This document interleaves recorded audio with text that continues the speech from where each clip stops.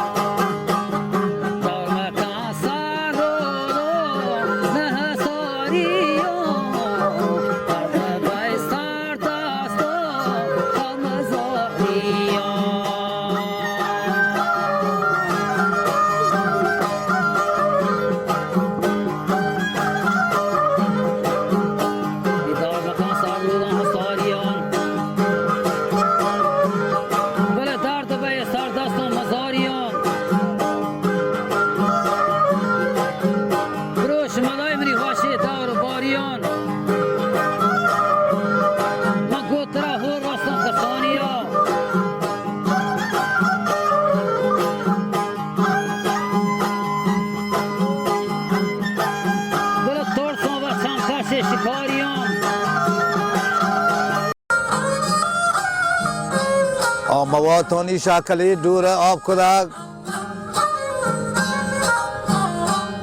و دلبری کلگو تحت شیزان چند دک و شب چراغ چه شکلی خوابی پات کدک و سبزی ماینا و جمعه بی رهتش کنتگن و زرگری ساعت تنگ دبی دورش میتگن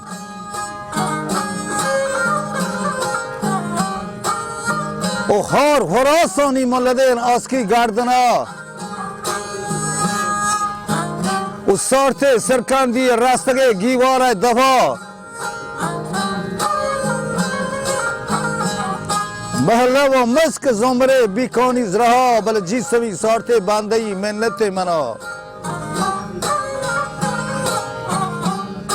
شما پا منی منتا دگه بل گوارگا سیمو شازانا مالگزارانی مال لگاد هنچه؟ دو هفته روچا بر تو بل ساسرا بلی که مهگونا چرا باند کن خدا و پا مرا سینگاری فدی سراده های مها پا کیه منندی تکه شاگه تحتگا و دست مندری و واز که ذره تاوله ها و سهر سیمکار مگر پرینی شاب چرا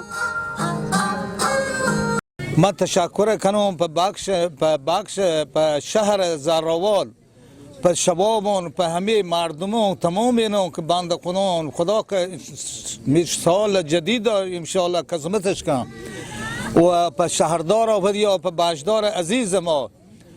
زراوادیا و من یک دو سه شگال جنان به رهبر عزیز پیغمبر عالی جناب حضرت علی شیر خدا بغدادی نیک زیارت ها بله من سالاری اون چوش گوشان یک کسب پرش کنام تعریف اسلام دیام که زیبان خداوند و بیام زیبان خداوند و بیام په قدرتی صادقه قرآن دارک په دست مومنان دنبانم په شیرینی لسان